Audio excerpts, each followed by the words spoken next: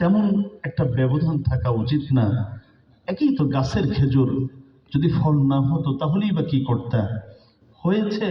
দু চারটা খেজুর পড়ে তোমার একজন মুমিন ভাইয়ের সন্তান খায়, এতে কি যায় আসে? নবীজি বললেন, তুমি তোমার মুমিন ভাইয়ের জন্য এবং তার সন্তানের জন্য তোমার গাছের খেজুরগুলো সদকা করে দাও। আমি তোমাকে ওয়াদা দিচ্ছি, কাল কিয়ামতের ময়দানে বিচার যখন সম্পন্ন হবে, আমি জান্নাতের বাগানের খেজুর গাছের খেজুর দিয়ে আমি তোমার মেহমানদারি করার ব্যবস্থা করব। মুনাফিক বনে, ওগো আল্লাহর রাসূল, বিচার করলেন কিন্তু বৈষম্য বিচারের মধ্যে খুঁজে পাচ্ছি, ইনসাফ নাই। আমি দিচ্ছি নগদ আর পাবো বাকি। গাছের পাকা খেজুরগুলো নগদ পড়ছে, ঝরছে। আমার ইমানদার ভাইয়ের সন্তানরা মন ভরে খাচ্ছে, আর আপনি বলেন আমাকে জান্নাতের খেজুর গাছের খেজুর দিয়ে মেহমানদারি করানো হবে। ওগো নবীজি, কবে বুড়া হব, কবে মরব? মরার পরে কবর জগতে কত বছর থাকবো জানা নাই। এরপরে কিয়ামত দিবসে বিচার হবে, বিচারের পরে জান্নাতের খেজুর গাছের খেজুর দিয়ে আমাকে মেহমানদারি করানো হবে। ওটা বাকি, যা দিচ্ছি তা নগদ, যা যাচ্ছে তা নগদ, আর যা পাবো তা বাকি। বিচার আমি মানি না। বুঝতেছেন? 10-12 মিনিটের ধৈর্য আছে তো? তাইলে একটা কথা আমি বলতে পারবো। আমার ভাইয়েরা,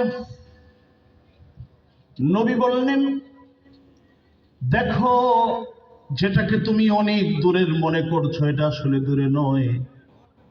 মানুষের মৃত্যুবরণ করার সময় লাগে না, আখিরাতের জীবন শুরু হয়ে যাবে।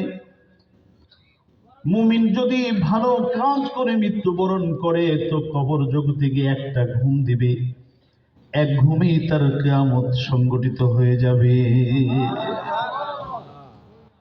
ঘুম থেকে উঠে বলবে, ঘুমটা ভালোই হয়েছে। আল্লাহু আকবার। এ হলো মুমিনের কবর। একটা ঘুম কতক্ষণ লাগে, মরতে কতক্ষণ লাগে? কিয়ামত দিবসটা, শুধু কিয়ামতের দিনের যদি হিসাব করেন, শুধু কিয়ামত দিবসটা হবে পৃথিবীর গণনা অনুযায়ী 50,000 বছরের সমান।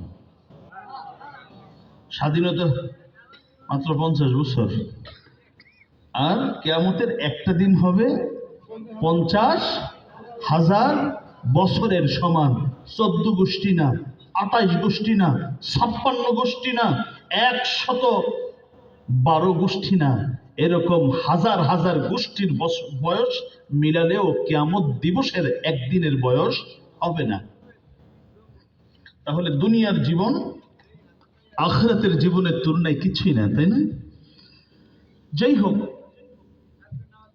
নবীর পাশে নবীর কিছু সাহাবী থাকতেন। আপনারা দেখেন, একটু ক্লান্তি দৌড় মারছে, একটু মাদ্রাসার জন্য সাদাকা করতেছে, দৌড় শুরু করছে না?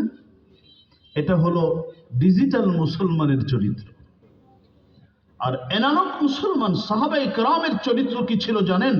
আজকে আমার এই কথাটা শুনবেন, বিজ্ঞ আলেমদের কাছ থেকে আমার কথা যাচাই করবেন। যদি সত্য হয় মানার চেষ্টা করেন, আর যদি মনে করেন অসত্য, যদি কেউ বলে থাকে আমার তো ঠিকানা আছে, ওই মৌলানা সাহেবের সাথে আমার একটু বসায় দিয়েন। নবীর সাহাবীদের চরিত্র ছিল, তারা সারাদিন সময় পেলেই হয় মসজিদের পরিবেশে বসতেন, না হলে নবীজির পরিবেশে বসতেন, না হলে দিনই কোনো পরিবেশে থাকতেন। আর যখন ব্যবসার প্রয়োজন হতো বাহিরে যেতেন, চাকরির প্রয়োজন হলে বাহিরে যেতেন, ঘরের প্রয়োজন হলে বাহিরে যেতেন। আর আমাদের চরিত্র হলো সারাদিন বাহিরে, বেশির থেকে বেশি ফরজ নামাজের জন্য, কেউ 5 ওয়াক্তে, কেউ 4, কেউ 1, কেউ আবার দিনে 1 ওয়াক্তেরও সুযোগ পাই না। ঠিক না বে ঠিক? তাহলে পার্থক্যটা বুঝছেন তো? তারা প্রয়োজন